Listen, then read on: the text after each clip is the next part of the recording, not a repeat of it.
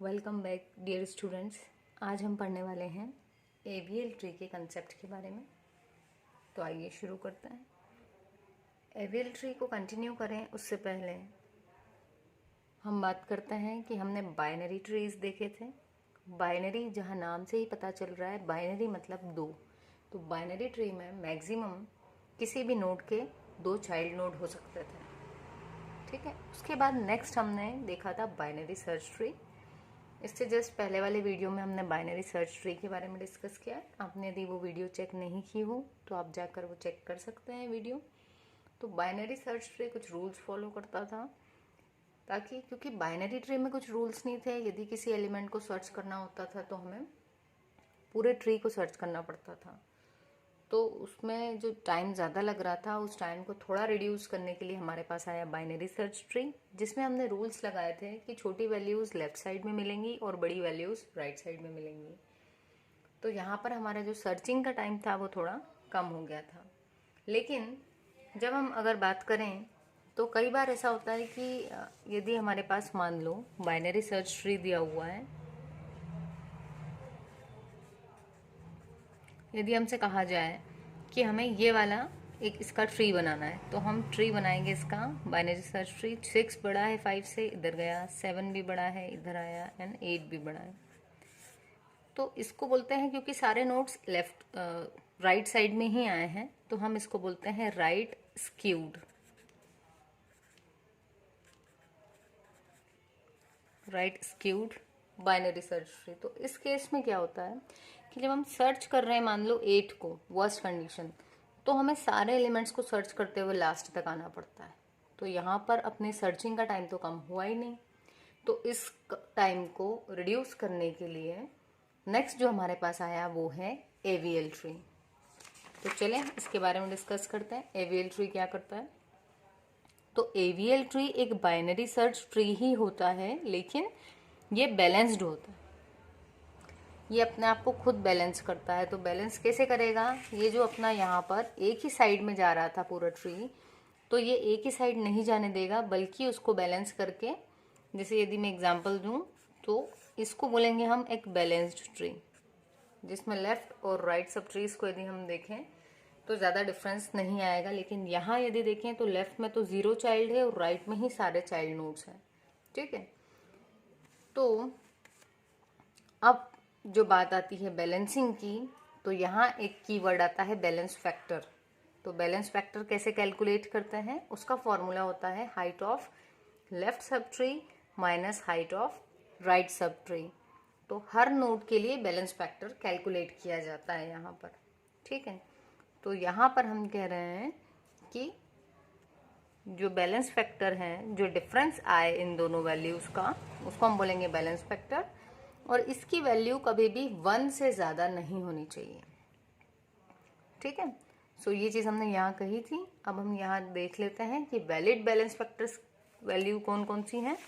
तो हमारे पास valid balance factors हैं -1, 0 और +1। ठीक है, तो अगर हमने ये फॉर्मूला लगाया और इन 3 में से कोई वैल्यू आई तो हम कहेंगे हमारा ट्री बैलेंस्ड है और हम उसको एवीएल ट्री कहेंगे। यदि इन 3 के अलावा कोई और वैल्यू आती है तो फिर हम कहेंगे कि ट्री जो है हमारा वो अनबैलेंस्ड है, और अनबैलेंस्ड के केस में हमको उसको बैलेंस करना पड़ेगा। और जब हम ट्री को बैलेंस करेंगे तो हम कुछ रोटेशंस परफॉर्म करेंगे उस पर। तो यहाँ पर 4 टाइप की रोटेशन हम देखेंगे: left rotation, right rotation, left right rotation and right left rotation. तो आइए शुरू करते हैं। तो पहला एग्जाम्पल हम ले लेते हैं।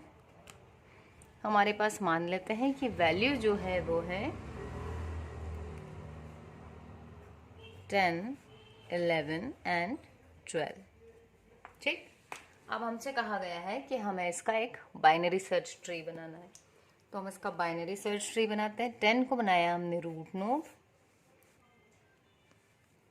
11 10 से छोटा था तो जाएगा लेफ्ट, 11 10 से बड़ा था तो जाएगा राइट में। 12 जो है वो 10 से बड़ा है तो राइट में जाएगा। 11 से भी बड़ा है तो वो इसके भी राइट में जाएगा। अब देखिए, अब हमको क्या कैलकुलेट करना है? Balance factor. और बैलेंस फैक्टर यहाँ हमने बात की height of left sub tree minus height of right sub tree. तो हर नोड का कैलकुलेट करना है, तो पहले 12 का कैलकुलेट करेंगे। क्या इसका कोई लेफ्ट सब ट्री है? नहीं है, तो हमने कहा 0, राइट में भी कुछ नहीं, तो 0 minus 0 that is equal to 0। तो इसका जो बैलेंस फैक्टर आया वो आया 0। वैसे ही यदि हम 11 का बैलेंस फैक्टर कैलकुलेट करें तो 11 के लेफ्ट में कुछ नहीं है, तो लेफ्ट सब ट्री पे वैल्यू रख दी 0 और राइट में है 1। तो 0 माइनस 1 रखा जब हमने यहाँ, तो ये किसके इक्वल हुआ? -1 के। तो 11 का बैलेंस फैक्टर आया -1। 10 का देखा, लेफ्ट में कुछ नहीं, तो 0, राइट में कितने हाइट है इसकी? तो हाइट में हम ये एजेस कैलकुलेट करते हैं, टोटल काउंट करते हैं, तो 1 और 2, तो आगे 0 माइनस 2 जो क्या होता है -2। पर -2 तो हमने कहा वैलिड है ही नहीं, वैलिड है सिर्फ -1, 0 और +1। तो हम कहेंगे कि ये जो हमारा ट्री है ये अनबैलेंस्ड है। तो क्योंकि ये अनबैलेंस्ड है तो इसलिए इसको हम एक रोटेशन परफॉर्म करेंगे जिससे कि ये बैलेंस्ड हो जाए। तो देखें इसमें इंसर्शन कैसा हुआ था, राइट में इंसर्ट हुआ था, फिर दूसरा एलिमेंट भी राइट में इंसर्ट हुआ था। तो जब भी 2 बार राइट के इंसर्शन होंगे तो हम क्या परफॉर्म करेंगे? एक बार लेफ्ट की रोटेशन। ठीक, तो जब लेफ्ट में रोटेट करेंगे हम तब क्या होगा? ये वाला जो था 10 वो उसके लेफ्ट में जाएगा, मतलब 11 के लेफ्ट में आ गया इधर। तो वैल्यू अपना जो ट्री थी, ट्री कैसा बन जाएगा? ये रोटेट होके इधर आया लेफ्ट में 10, 11 एज इट इज और ये 12। ठीक, तो ये जो अपना ट्री था यहाँ पे हमने राउंडर रखा एक हिसाब से माने तो, और इसको यहाँ पर रोटेट कर दिया। तो ये जो 10 ऊपर था वो आ गया 11 के लेफ्ट में। तो एक बार के लेफ्ट रोटेशन परफॉर्म करने से अब देखिए 11 से छोटी वैल्यू लेफ्ट में, बड़ी वैल्यू राइट में। अब सभी का यदि बैलेंस फैक्टर कैलकुलेट करें तो इसका लेफ्ट भी 0, राइट भी 0, 0 माइनस 0 यानी 0। इसका लेफ्ट और राइट दोनों 0, 0। इसका लेफ्ट 1, राइट भी 1, 1 माइनस 1 0। तो हम कहेंगे कि ये बन गया हमारा एक बैलेंस्ड बाइनरी सर्च ट्री, जो क्या होता है एवीएल ट्री। तो ये थी हमारी first type of rotation which is left rotation. So अब बिगिन करते हैं हम नेक्स्ट रोटेशन से। सो नेक्स्ट रोटेशन के लिए हम वैल्यूज ले लेते हैं।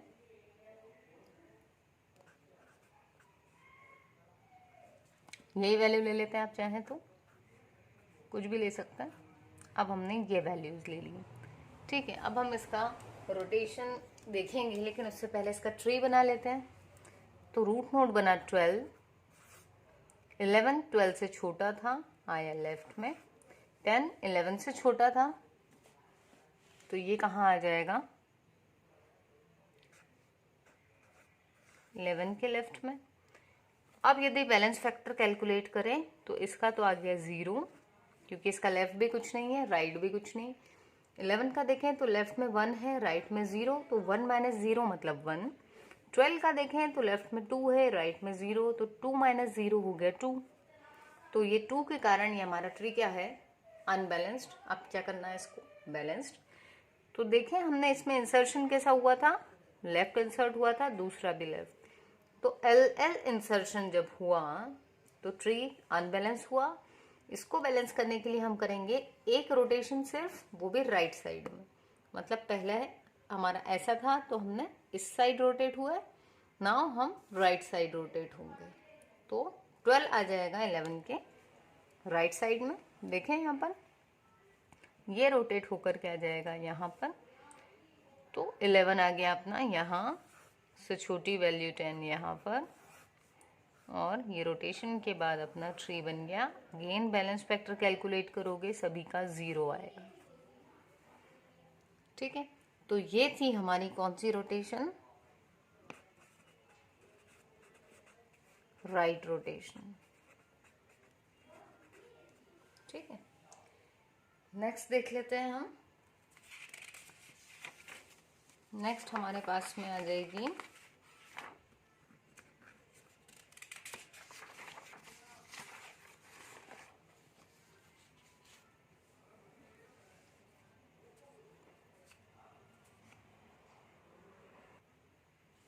यस।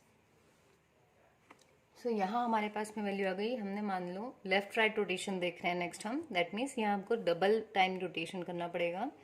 राइट और लेफ्ट रोटेशन में सिर्फ एक ही बार रोटेशन हुई थी, देखें।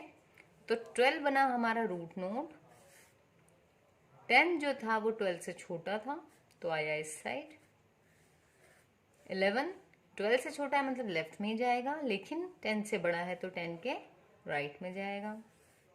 अब यदि बैलेंस फैक्टर कैलकुलेट करें, 11 का आया 0, 10 का आया 0 -1 मतलब -1, और 12 का आएगा 2 माइनस इस साइड कुछ नहीं यानी 0, तो इसका आया बैलेंस फैक्टर 2 होने के कारण ये क्या हो गया, अनबैलेंस्ड। तो क्योंकि ये अनबैलेंस्ड है, क्या करेंगे, इसको बैलेंस करेंगे। तो पहले देखेंगे इंसर्शन कैसा हुआ था। तो पहला इंसर्शन हुआ था लेफ्ट में, दूसरा हुआ था राइट में, ठीक है। तो लेफ्ट और राइट रोटेशन यहाँ पर हम परफॉर्म करेंगे, जिससे क्या होगा, ये अपना ट्री बैलेंस्ड हो जाएगा। तो पहले जो रोटेशन करेंगे हम वो कैसी करेंगे, लेफ्ट रोटेशन। तो जब लेफ्ट रोटेशन की हमने, तो लेफ्ट रोटेशन में क्या हुआ, अब यहाँ पर वैल्यू रख के करा रोटेशन, तो 10 आ गया 11 के लेफ्ट में, और 11 कहाँ चला जाएगा, ऊपर। तो यहाँ से हमने इसको ऐसा रोटेट किया लेफ्ट साइड, तो 12 हमारा यहीं पर है, 11 आया यहाँ, और 10 उसके लेफ्ट में आया। अब आप ध्यान से देखिए, ये आपको बिल्कुल इस LL रोटेशन जैसा दिख रहा है। तो जब LL थी तब हमने क्या किया था, एक राइट रोटेशन की थी और ये बैलेंस्ड हो गया था। सेम चीज यहाँ पर आएगी। अब क्या करेंगे हम, एक तो हमने कर दिया ये ट्रे मिला कब, आफ्टर लेफ्ट रोटेशन।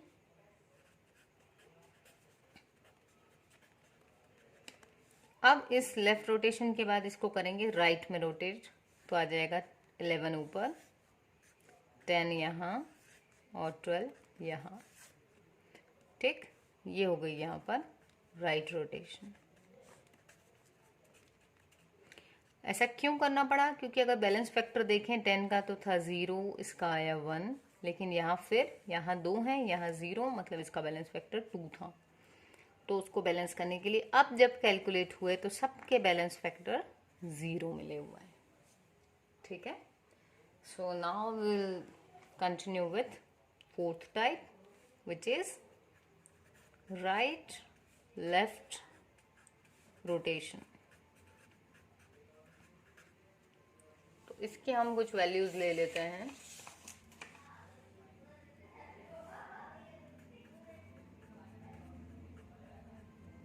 मान लो ये ले लिया, ठीक है, 13, 15 and 14। What is happening here, let's see. तो यहाँ क्या हुआ, 13 बना रूट नोड, 15 गया राइट में, 13 से बड़ा है, और 14 15 के लेफ्ट में जाएगा। यहाँ इंसर्शन कैसा हुआ, पहले राइट इंसर्शन फिर लेफ्ट इंसर्शन। बैलेंस फैक्टर देखें तो इसका है 0, इसका है 1, और यहाँ पर अगेन इसका 2 है, और यहाँ इस लेफ्ट साइड 0, तो लेफ्ट माइनस राइट की हाइट करी तो क्या आया, माइनस का 2। तो अगेन इस -2 के कारण ये कैसा हो गया, अनबैलेंस्ड।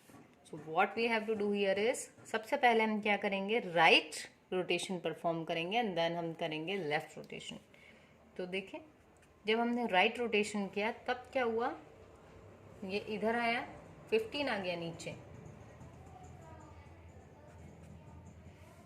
तो कैसा हो गया, 13, उसके राइट में आया 14, और इसके राइट में आ गया 15। अगेन कैलकुलेशन किया, इसका आया 0, इसका आया -1 एंड इसका -2। अभी भी अनबैलेंस्ड है, जबकि हमने यहाँ क्या परफॉर्म किया था, राइट रोटेशन। अगेन जब राइट रोटेशन हो गई तो फिर क्या किया हमने, अब ये इसके जैसा दिख रहा है हमें, 2 बार राइट हमें यहाँ मिल रहा है। तो जब 2 बार राइट होते हैं तो हम क्या करते हैं, 1 बार लेफ्ट रोटेट कर देते हैं। तो कहाँ, सेंटर की पोजीशन से हमने लेफ्ट में रोटेट कर दिया।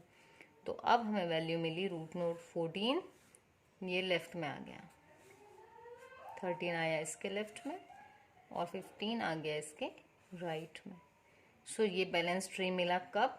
After left rotation.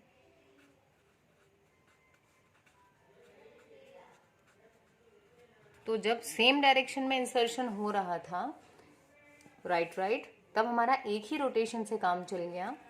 यहाँ लेफ्ट इंसर्शन हुआ था तब हमारा एक ही रोटेशन से काम हो गया, बट जब लेफ्ट और राइट इंसर्शन हुआ तो हमें डबल रोटेशन लगी, या फिर जब राइट और लेफ्ट हुआ तब भी हमें डबल रोटेशंस की नीड रही।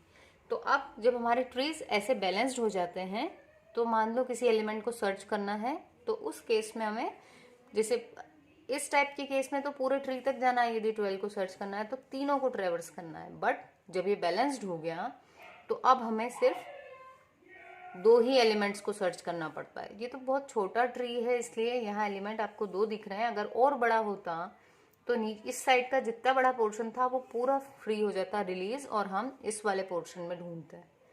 तो इसलिए एवीएल ट्री जो है ये सर्चिंग टाइम को रिड्यूस करता है as compare to binary search tree. तो आई थिंक आपको कंसेप्ट समझ में आया होगा। यदि आपको कंसेप्ट समझ में आया है तो आप वीडियो को लाइक करें और चैनल को ज़रूर से सब्सक्राइब करें। Thank you.